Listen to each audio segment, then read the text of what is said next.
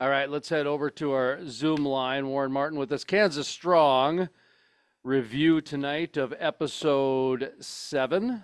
All roads lead to a hole. Interesting article, or I'm sorry, interesting title that led me to believe we'd see the cartel in this episode. But Warren, really no cartel this episode. One scene, a little bit of foreshadowing that it looks like it's going to happen in the next episode. But honestly, this was a family episode. This was a humanizing the oil and gas episode. What was your takeaway? Yeah, I think it was very much establishment of the characters in the show and what they do, how they do it, how they related to their families. It was really kind of a character, not necessarily background, but really kind of establishment of their character qualities moving forward from the gold digger. One of the things I wrote down is, this episode really kind of showed how in the series, um, Taylor Sheridan's trying to communicate all the roles that are involved in the oil and gas industry. And so he's trying to talk about how it's high risk, high reward. There's people that take great chances. You got the gold diggers, you got nepotism that's taking place, and then you got the gentlemen that come into the mix there. You got the people who are purpose driven, the people who are hardworking, the people who scam the system and try and get by. And then you got the legalistic side of it and where people fall on the lines of the law and how all the different elements come together. And, but that doesn't make the oil and gas industry unique from the standpoint of just about any major industry that is high risk, high reward. You're going to find all of those components involved in that industry. And, but I think it's really kind of key for people to understand that while all of those are involved in the industry, this show really highlights the more provocative roles that are in the industry rather than the roles that tend to be the more norm that stabilize the industry. So I have a lot of notes that are a lot of the humanizing side of things that kind of related to the oil and gas industry. And it's somewhat of kind of just, again, the humanizing of it more or less. But there is one part of the episode that really stood out as far as a real issue for the oil and gas industry outside of the human element, and that is the bank's investment private equity, and that scene where John Hamm's character Monty Mm-hmm. is meeting with this struggling LLC who's trying to do a kind of a traditional lend roll type with a private investor. And so, talk to me a little bit about that because to me, I thought that was the most real thing of the entire episode. Actually, was the real problem that banks no longer are lending to oil and gas companies. Oil and gas companies are having to figure out alternative financing, whether it be private equity or whatever the case might be. Um, what was your thought on that? Yeah, I thought that was like, absolutely the most integral part of the show as far as relating to the realistic world of the oil and gas industry.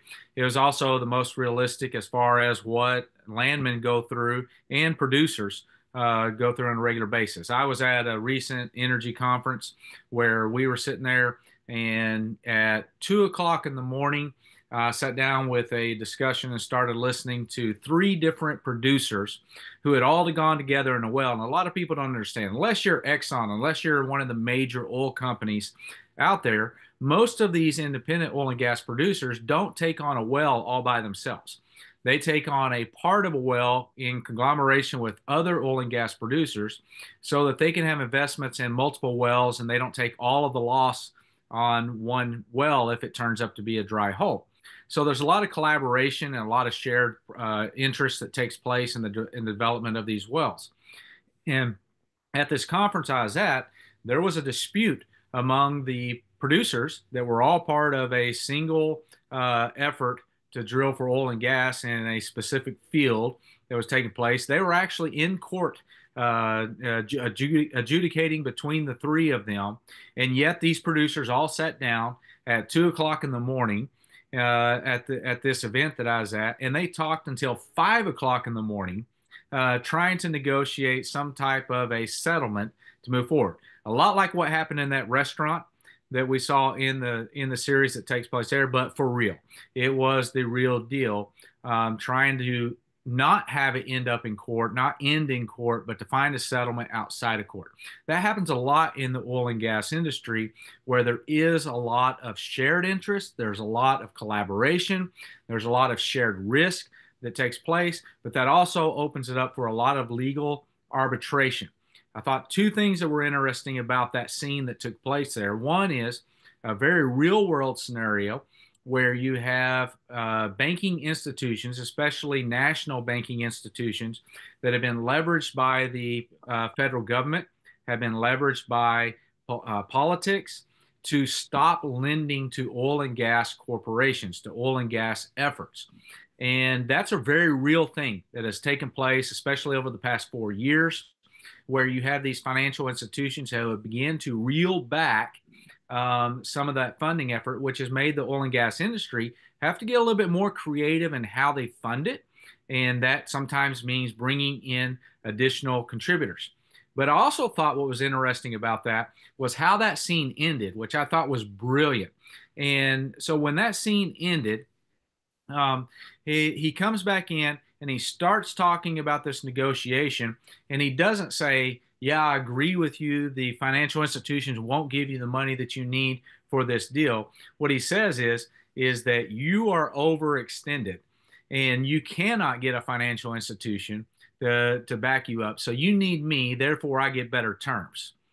And that is also a very real thing that's happened in the oil and gas industry as of late, because there has been so much news on how financial institutions will not loan to fossil fuel industries. There are some producers who have taken that on and say, I can't get the funding because my institution won't fund a fossil fuel industry, when the reality is they may just be an overextended company that doesn't have the financial foundation to be able to take out the loan. And so it really brings up that, again, we're talking about industry. It's high risk, high reward, and it's incumbent upon the people who are taking part of those parties to really kind of understand what is the financial backing of everybody that's coming to the table.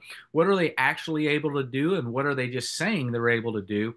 And that goes across any corporate argument that takes place, but especially right now, I think that you do tend to find a few companies out there that are trying to use that financial excuse that banks won't fund fossil fuel companies, because that's not true across all banks. That's mainly true for national banks that are looking for government assistance. The other part of the John Hamm, Monty, Billy Bob, Tommy Norris, the discussion that they had during the finance part, I thought was very interesting. I had flashbacks to interviews I would do in Colorado, because John Hamm, Monty, if you will, is it MTEX? Is that the name of the company? MTEX? Yes. Yeah. Okay, so they want them to do business with this diamond drilling. Well, diamond, they're talking about the smugglers, and they're talking about the building, the roads and all these different things. To me, I took out the word smugglers and put in Colorado protesters, because they had to start building walls around the oil rigs in Colorado. And so when I was like listening to Tommy Norris, Billy Bob, explain all of the hurdles and obstacles, regulations that they're going to have to go through in order to actually get the drilling done, Warren, it reminded me of the protesters in Colorado. All I did was take out the word cartel and smugglers and put in protesters. And I don't mean that to be political, but honestly, to me, it's interchangeable. So I think it's kind of an interesting social commentary that's happening. And yeah, it's being done through the cartel. But like I said, if you take the cartel out and put in, environmentalist or put in regulation, it's the same story. It's the same story, because they got to build extra things, and it's the company that incurs that cost. That's the part that I thought was fascinating too about that whole scene at the Patch Cafe, I guess it's called. Yeah, I think that working down in Midland, being down in Midland as much as I am, you have several well sites down there that do have full walled in structures that go around them. They have a barrier wall that goes around the entire well site where they're being developed. That really only takes place when that well site is within a certain distance of a populated area. So, like at the hotel that I stay in, right there on Big Spring Street in Midland, Texas, right across the street from it, they've been working on a well. They had been working on a well there for quite a while, and that well had a, I don't know what it was, 15, 20 foot wall structure that went around it, but that really had nothing to do with security. It had to do with silencing the noise, Mm-hmm. reducing the noise interference with the community that was around it more than anything else. Mm-hmm. I am not here in Kansas. What I've seen down in West Texas, I am not sure that I've ever seen a well site that has been set up with a wall around it to protect it from people trying to do devious things to the well site. It's been more for just to try and keep friends with your neighbors and not completely tick them off with all the noise that you're making 24 hours a day drilling this well. And so, I understand what you're saying, and I think that there are times in Colorado where, you do have a lot larger protest grouping that is taking place there in Colorado. You also have a lot of wells being drilled in highly populated areas. And so you kind of have a combination of both of those things taking place at the same time. But I think that for the most part, when a well site puts walls up around it, it's for noise suppression more than it is for anything else. I liked what the Simpsons did when Monty Burns got into the oil and gas business, and he built a school around his oil rig. So instead of walls, it was a school. I thought perfect. That's exactly what you want to do. Um, yeah. So some of the other notes I have was honestly, I thought Allie Larder was the star of the episode. I think her character has evolved tremendously in 7 episodes. She's just an awesome hot mess, and I I I marvel at whatever the things that come out of her mouth, and how she tries to become this better person consistently. I mean, I think she's connecting probably better than anybody, Warren. Um, Honestly, I mean, her character's evolving so much that I wrote that down. That I think she should be up for an award. I think that she's been just a sensational surprise. I didn't expect this out of her, and so what are your thoughts on her character? And by the way, I think she's nailing that character because, like I said, from episode 1, it's like they plucked her right out of West Texas. Her acting is spot on in my mind. So, what's your thought about her character? Well, apparently her character's done exactly for you what she said she was going to do in the show, because she said that I don't have to work, I don't have to do anything, all I have to do is make my man happy, and she's made you happy. So apparently she's right on track there. But What did you like that line that she yeah. had at the show? Or what was it? I wrote down motherly advice. Thoughts? Yeah. and make your man happy. But she's where I started my list as far as the roles that Taylor Sheridan's trying to fill. She's 3 of those roles. The 3 roles that she is she's that gold digger Hmm. that is there. She is definitely high risk, high reward, willing to push all her chips to the center of the table there. And then you have a high deal of nepotism that has taken place there in regards to she believes her son and her daughter should have positions just because of who they are, because they were born to Tommy moving forward. But beyond that, she's also what we would call, when you call raising a child the right way, you call it, training your child or disciplining your child. When you raise a child the wrong way, we call it grooming. And she's going through a good deal of grooming that's taking place there with her daughter. And what really appealed to me most about this episode was the music that they played leading into scenes and out of scenes. And so after she establishes that all she has to do is please her man, and she decides that she's going to go get a bunch of liquor and games and go down to the nursing home and give them one heck of a party. The song that comes on is "Here She Comes," or "She Comes from a Silver Spoon," and then goes on. And I thought, man, that's a great song. But immediately after that, she talks to Ainsley, and she talks with her daughter about the importance of cultivating a man that's going to take care of you in the right way. And Ainsley really explains that to her boyfriend, who she says, look, I don't know if you're my boyfriend or not, because my boyfriend is going to be X, Y, and Z. And she goes through this whole thing. He's going to be an NFL quarterback. He's going to have this type of house. If possible, he's going to play for Dallas Cowboys. And she has this whole thing mapped out for her as far as what her life is going to be about, that is very much of a gold digger's dream book. That this is my goal in life, my mission in life is to accomplish this goal, to get a husband that's going to take care of me in this way. And then I'm going to go to school and study philanthropy. And when she says that, even the jock that's sitting there is like, I don't think you can get a degree in philanthropy. I don't think that happens. But what's interesting is what leads between those two scenes is another song that plays, and the song is lead me to a neon sign, and the race is on.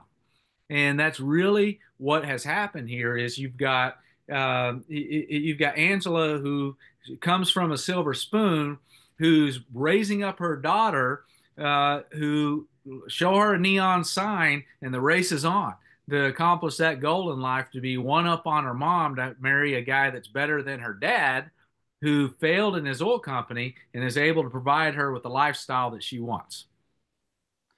Yeah, I totally agree with you. And even so much, I did write down a song that was played, but it was when she went to get the liquor, because it was Spirit of the Sky. Yeah. Yeah, Norman Greenbaum, Yep. Spirit of the Sky. And for me, I've always told people that's what I want played at my funeral, when the pallbearers carry my cask, or if I, whatever, the urn. I believe it'll be a casket down, is to play Spirit of the Sky. I've always said that should be at my funeral. So that's why it stood out to me. And what's interesting about that nursing home scene, is yes, she wants to be the life of the party. She wants to bring in fun and a positive experience. But it's shades of One Flew Over the Cuckoo's Nest and The Dream Team, starring Michael Keaton.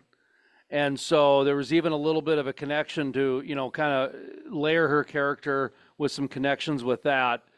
When I wrote down about Ainsley, the daughter, and that was a great analogy about the gold digger's advice and the mentorship, if you will.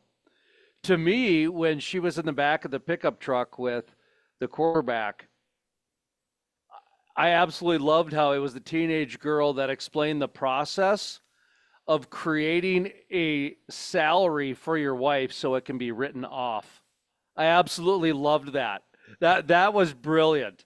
To like, okay, so if you could read between the lines, this is what's happening here, is that this rich person needs some marketing done. So in order to have marketing done, they start this nonprofit, which their wife runs, and then at the end of the day, they get to write it all off.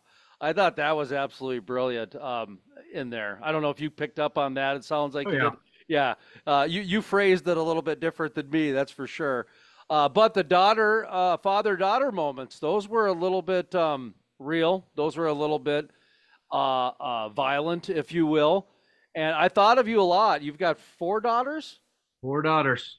Four daughters. And so I wrote down two parts, actually. One was the beginning of the mother-daughter advice, which you so articulately pointed out was basically gold digger advice on how to become a better gold digger than me, daughter. But now we've got the father-daughter moment. You stroll up, and there's a quarterback on top of your daughter. He's at his wit's end with the boys. And at the same time, she's calling him out for his hypocrisy and he's not trying to let his daughter make the same mistakes. So, Warren, talk to me about those father-daughter moments and how that was an important part of the episode. Well, I think that if you find a father who's actually won arguments with their daughter, it's just because they stopped listening to their daughter because their daughter would correct them on that from the very beginning. Mm-hmm. You just don't win conversations with your daughters very often. And you kind of walk this line, no matter, certainly my daughters aren't anywhere near what we're seeing in this show in any way, shape, or form. I've got some great daughters that are out there that are wonderful people who are doing great things with their lives. But still, even then, as a father, you kind of walk that road of wanting to be able to offer advice in the way that they should move forward and how they should guide their life in the next few steps. And at the same time, I don't really want to know what you're doing. Because I can't handle the fact that if I know what you're doing, it just, it gets under my skin. And fathers, I think, always kind of walk that line between I want to be in ignorance, but I want to be able to be a part and to help you move forward in a positive way. Because all of us guys, we know how guys think. And so it's a very different conversation when my wife and I talk about what just happened between our daughter and another guy or our daughter in a situation. And my wife comes away with it and I come away with it. We have very different views because I know how guys tend to think and she knows how women tend to think.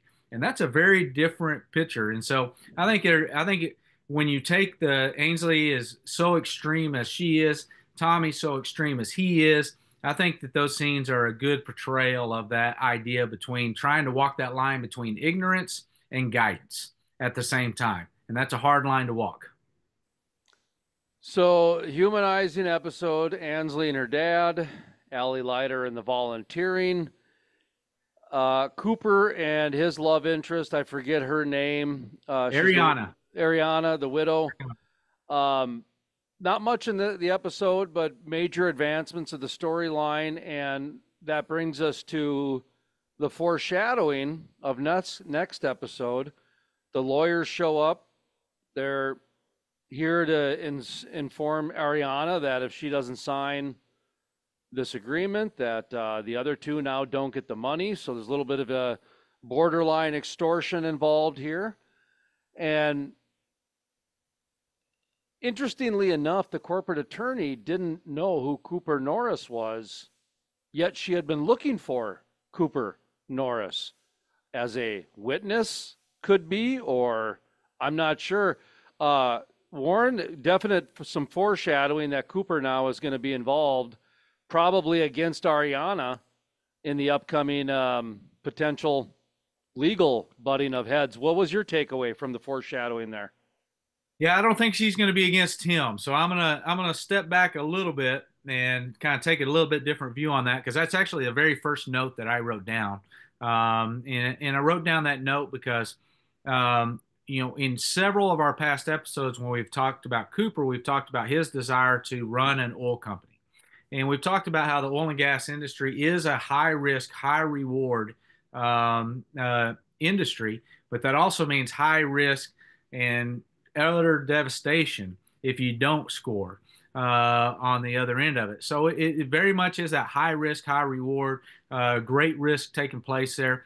And I thought that Taylor Sheridan did a great job of extending that from not just working out in the oil field, but bringing that into their personal life.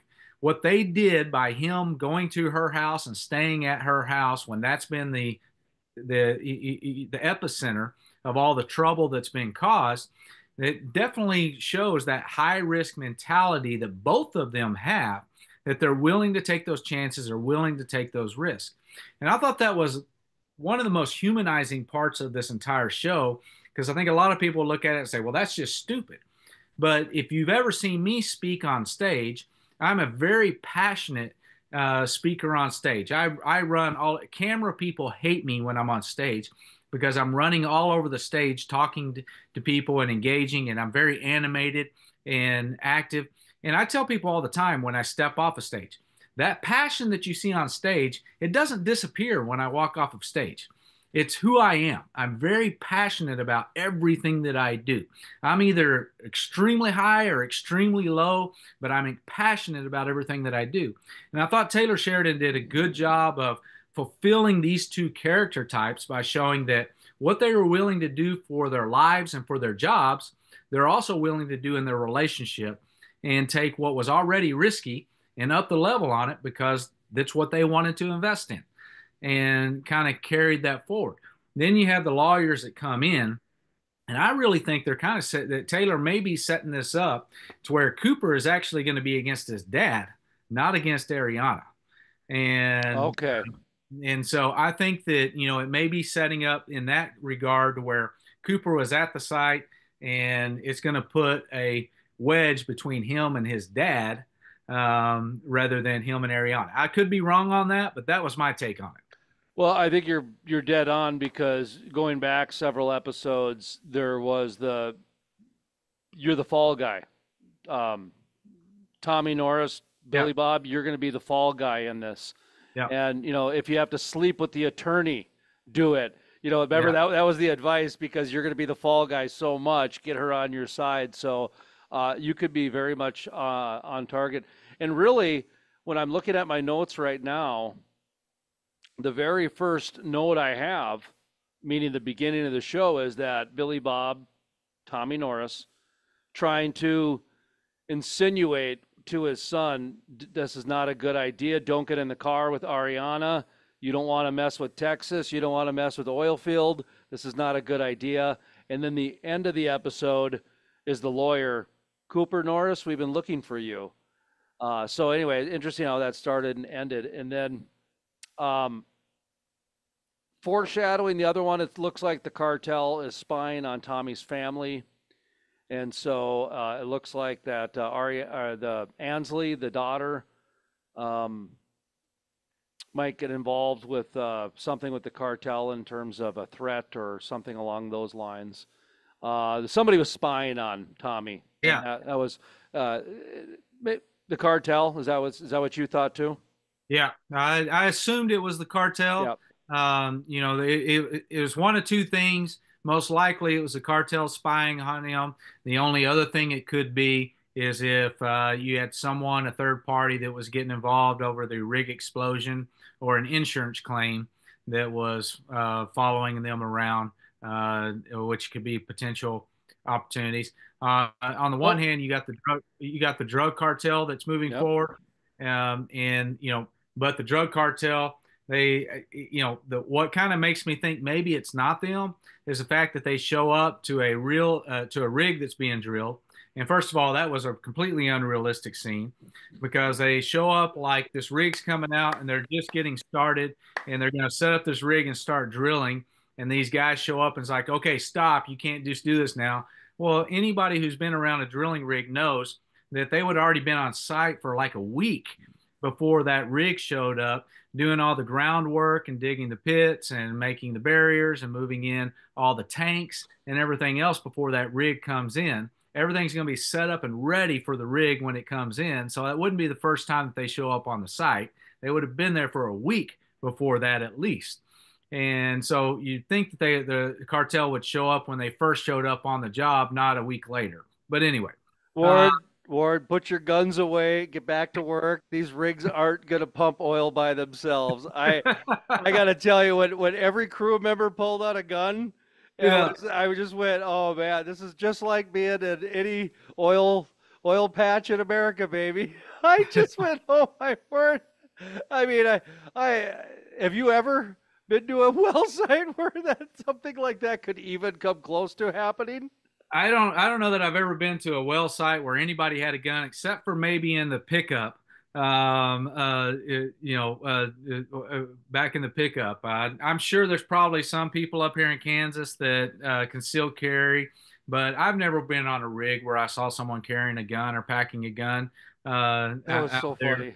But and again, that goes to one of my and I know I've been criticized for saying this, but I think Taylor Sheridan's playing both sides of it. Where on the one side, he's using this show that is trying to promote, or not trying to promote, but trying to tell the story of the oil and gas industry somewhat in a fair way, and I get that. I think he's put some good points in there about that, and I think it's to some degree working.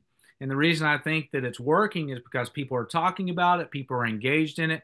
In fact, in this episode, while I was watching it, I always pay attention to the advertising because I'm a PR guy. And one of the advertisements was for an athletic line that is made out of 85% recycled materials. Now, why is that advertisement in an oil and gas show? The only reason why, because I do advertising myself. I regularly look at those demographics, is because the demographics are showing that it's not a hardcore conservative group that's watching this show. And so on that side of it, I think that, it's opening it up and it's kind of getting it moved forward in that direction, and really trying to be in a positive way. But at the same time, he also takes negative shots at the oil and gas industry. If you haven't seen Yellowstone, but one of the shows, it never really became a major storyline, but one of the shows in Yellowstone was about an oil company that was coming in trying to drill oil in Yellowstone, and they were the bad guys that were out there in Yellowstone. He wrote Lioness, the show Lioness, and there's several points in Lioness about how oil and gas is what turns the key of the society in the world, and it's a necessary evil that we have in the society of the world. And so I really think that he kind of has that view that oil and gas is a necessary evil moving forward, and he does not necessarily see it as a positive. It's just a reality of the world that we live in. I very much see oil and gas as a positive moving forward in all of the value added things that it gives us, in addition to the energy, the products, the services, all of the things that protect us from the environment, that have extended our life expectancy, that have created the lifestyle that we come to know and love. Oil and gas has provided that. And so I'm very much more a proactive member of the oil and gas industry than certainly Taylor Sheridan is. But I think he tends to take both pot shots at both sides of that. And even in this episode, he really, again, came back to that idea that oil and gas is the biggest cartel. The oil and gas, we're the biggest monster on the block. And I don't think that's an accurate portrayal of the oil and gas industry. There's a huge difference between influence and leveraging that in a illicit way that is derogatory towards humanity. All right. Well, go ahead. Sorry. Go ahead. No, go ahead. No, I was just saying, I got one last question for you because it has to do with the cartel again, where what I found to be the most unrealistic and disappointing part of the whole show was when the cartel showed up and everybody pulled out their guns and then the cartel drove away. To me, that wasn't disappointing because it was so sensational that the average person wouldn't believe that these oil and gas people would show up with guns and all this stuff. It's just, to me, it's in the suspensive animation of Walking Dead. Like the average person realizes now this is for fun. Yeah. The part that wasn't, though, was when one of the crew members said something where half the crew is selling the cartel's product. Right. I honestly, I have never met a drug dealer who works in the oil and gas industry, primarily because they would never risk their high salary. Yeah. They would not risk a good six-figure paying job to sling a few dime bags on the side, not to mention the fact that they work so much that they don't have time to be doing a lot of these things. But the fact that they tried to make that connection mentally, that, even though they're fighting, they still are connected at the hip. I didn't like that, Warren. I didn't like that at all. No, I didn't like it either, and I didn't like the way that they said it. It wasn't that there might be someone in this crew that's selling drugs. No, half the crew. Half the crew. Yeah.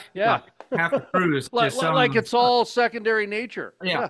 And I agree with you wholeheartedly, and that's what I'm talking about. That he continually comes back to tying this to the oil and gas as just a legalized corrupt organization in some capacity, and I don't like that because that's not what we are. That's not who. That's not what we do. I'm not going to argue that there's probably a drug dealer somewhere in the oil and gas industry here in the United States. I'm not going to argue. I mean, you're going to find a drug dealer in every industry that you go, but half a crew on that's insane. But And Warren, even take like somebody if they all of a sudden have to drive to a Halliburton site, they yeah, got drug sniffing dogs that go through the yeah, parking lot.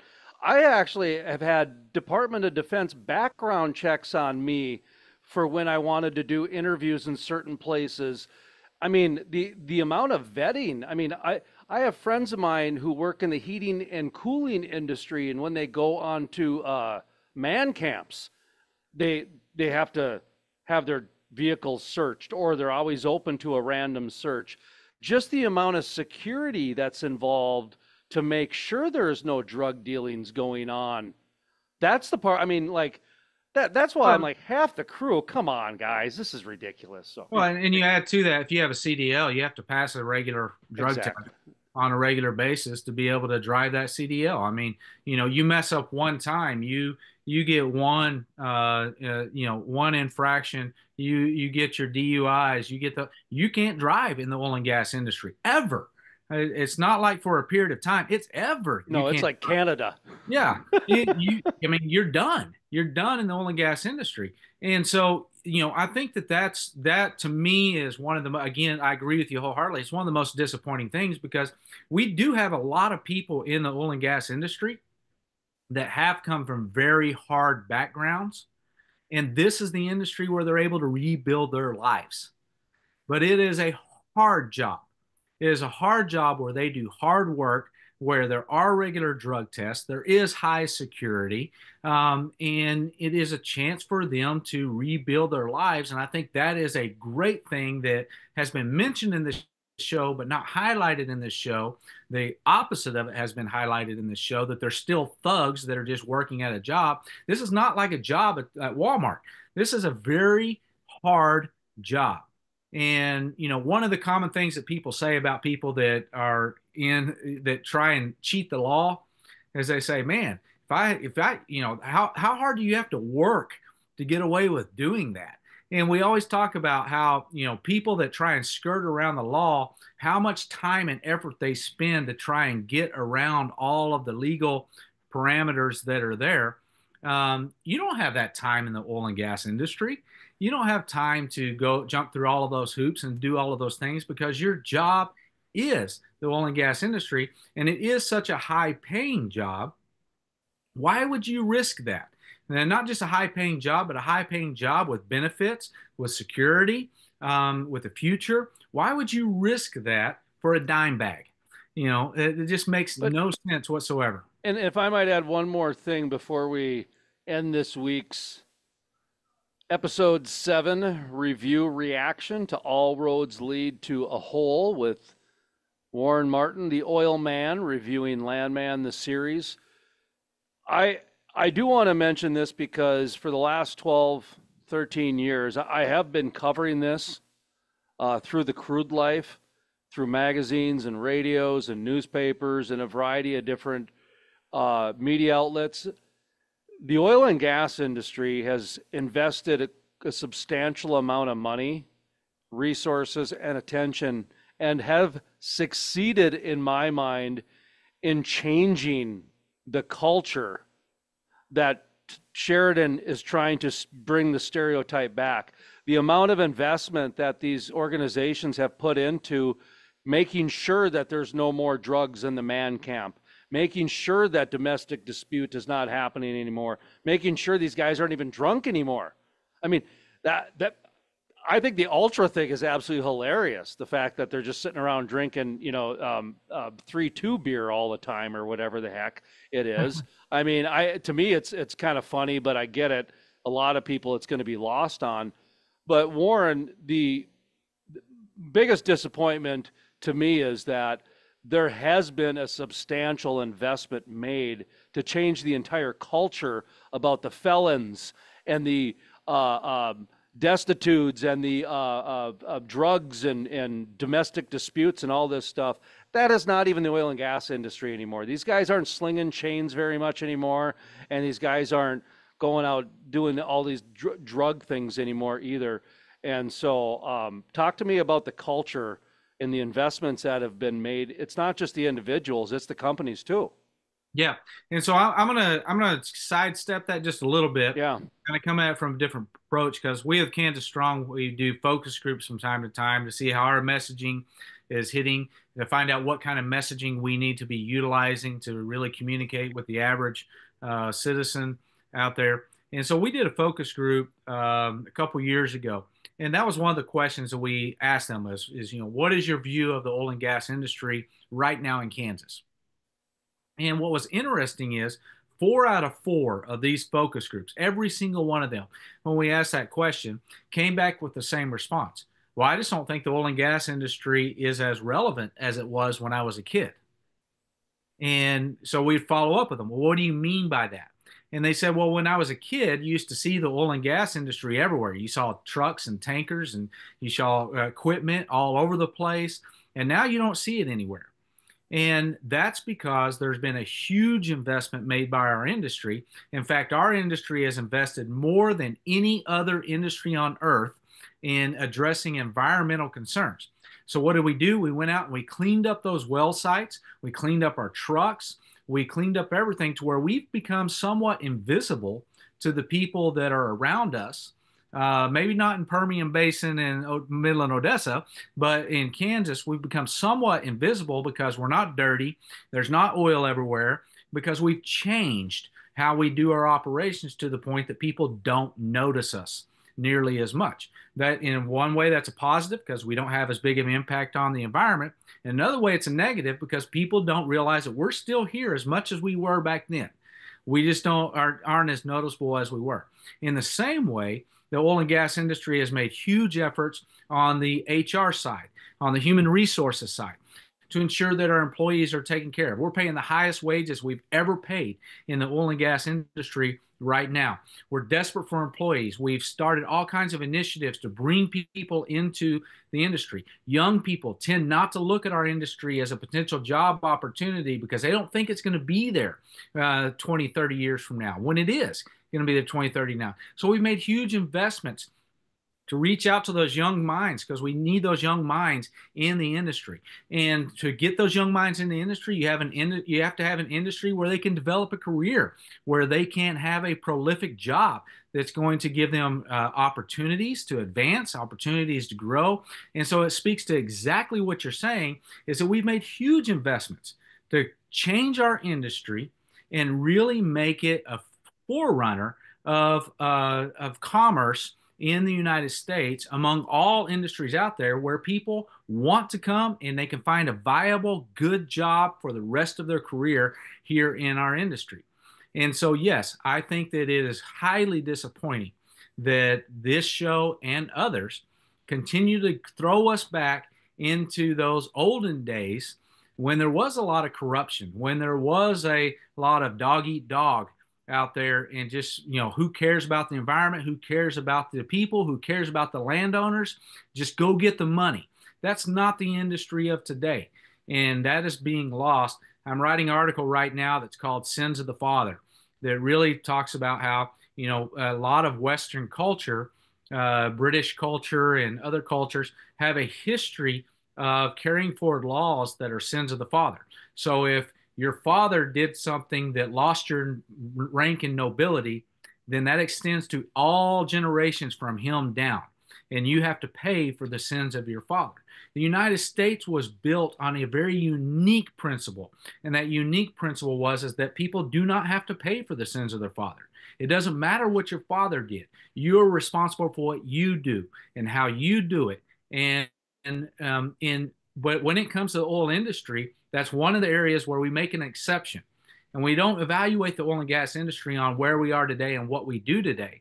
We tend to judge the oil and gas industry based on what it's done for the past 100 years and visit the sins of the father onto the current sons that are running the industry today. And that's one of the only industries that we do that in here in the United States. And because of that, I agree with you. It upsets me. And I think that we are better than what this show shows us to be, especially when it comes to HR and when it comes to human resources and how we take care of our employees. Warren Martin is the guest. My name is Jason Spees. Episode 7, All Roads Lead to a Hole. And we'll be back next week to review episode 8. And my, I guess, final thought would be that I still believe it's a positive for the industry, but not as much as I did before, because the constant little jabs to keep the stereotype of the the slinging roughnecks that are going to go from town to town and be modern day Vikings, marauders, if you will. It got under my skin today. It just did, Yeah. because, like I said, I've personally written and done so many interviews that I've seen the culture change. I've had to go through the backgrounds and the different things to be pre-qualified, but to be a part of the industry, if you will, because they don't want felons. They don't want, I mean, it's not that they won't take them, I guess, but they cleaned up so much. So, at any rate, do you still think it's positive, Warren? I think it's a net positive for the industry from the standpoint of it has people talking about the industry. Yeah. And, you cannot win a conversation that doesn't exist. The only way that you can change someone's mind through conversation is if you have the conversation. I think that it's been a good show for us to initiate that conversation. There's some positives in it that are for the industry. I think it sets the industry up. I talked with one producer and, one landman, and he was asking me about the show before he had even seen one episode. And I told him some of my misgivings about the show and comparing it to a cartel and moving forward. And his response was, "Well, as long as it makes us look badass, I don't care." And because there's a part of us that we just want our job to look cool. And so I think that there's some positives that are there as far as it has people talking about the show. It has the jobs that are in the show looking kind of cool, like it's something you might be interested in taking a look at. But mostly it's starting conversations. Now I Mhm. think it's incumbent upon us as the industry to fill in the gaps of those conversations, to bring a more realistic view of who we are as an industry, what we're trying to accomplish, and how it benefits our country and the world. By the way, I should mention we have a discount link in the description below. And Warren, thanks for joining us, and we'll talk next week, okay? Sounds great. Thanks, sir.